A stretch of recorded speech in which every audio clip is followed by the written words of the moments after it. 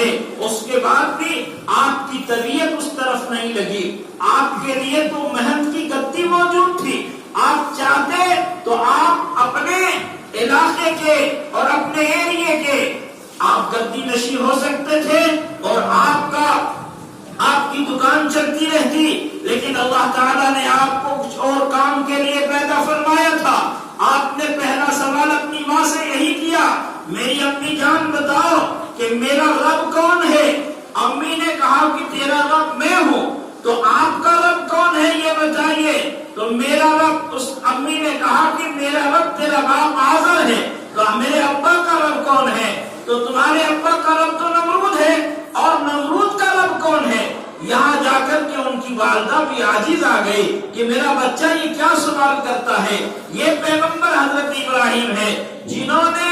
اپنے علاقے میں اس بارے میں جا کر کے جہاں بتوں کی کثرت تھی، جہاں بہت سارے اسٹیچو رکھے ہوئے تھے، وہاں جا کر کے آپ نے بتوں کو توڑ دیا تھا اور ان کے ہاتھ پاؤں ایک کر دیے تھے، برابر کر دیے تھے کہ یہ خدا نہیں ہے، یہ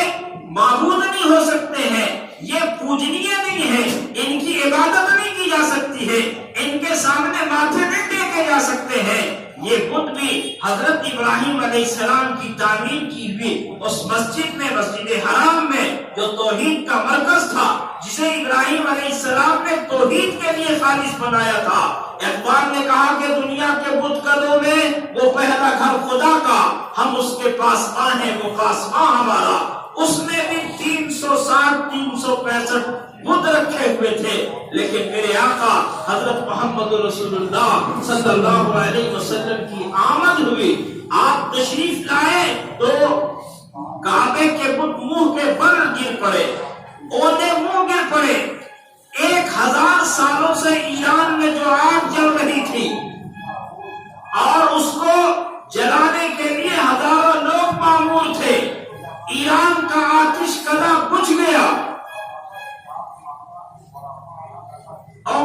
قیصر و کسریٰ کے محلات میں زلزلہ آ گیا، ان کے برج گر پڑے، ان کے مینارے گر پڑے۔ یہ تمام چیزیں اس بات کی غماز تھی اب دنیا میں ایک نیا انقلاب آنے والا ہے۔ چنانچہ چند ہی سال گزرے تھے، حضور علیہ السلام کی آمد، آپ کی دعوت کی ابتدا اور آپ کی دعوت کی ارتقاء، آپ صلی اللہ علیہ وسلم نے 23 سال میں دنیا میں انقلاب برپا کر دیا، اور خلافت راشدہ کے زمانے تک قیصر و کسریٰ کے نام و نشان مٹ گئے اور دنیا میں توحید کا بول بالا ہو گیا۔ وہ بیت اللہ، وہ خانہ کعبہ جہاں 360 بت رکھے ہوئے تھے،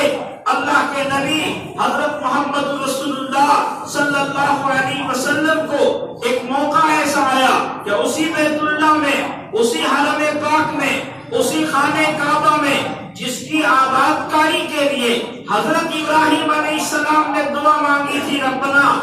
رب تبارک و تعالیٰ سے، ربنا وبعث فیہم رسولا منہم، اے اللہ تبارک و تعالیٰ، اے پاک پروردگار، ہم نے یہ گھر تعمیر کر دیا ہے، بیت اللہ بنا دیا ہے، اس کے آباد کرنے والے کو خلیل اللہ نے دعا مانگی، رب تبارک و تعالیٰ سے بیت اللہ کو آباد کرنے کے لیے رسول اللہ بھیج دے۔ محمد رسول اللہ صلی اللہ علیہ وسلم نے فرمایا کہ میں اپنے باپ حضرت ابراہیم علیہ السلام کی دعاؤں کا ثمرہ ہوں اور عیسیٰ علیہ السلام کی بشارت ہوں۔ آپ نے دعا، ابراہیم علیہ السلام نے دعا مانگی تھی کہ اللہ اس حرم کو آباد کرنے کے لیے اس قوم میں سے، انہی میں سے ایک رسول بھیج دے، وہ رسول ایسا ہو کہ جو ان کے دلوں کی صفائی کرے، ان کے سامنے تیری آیتوں کو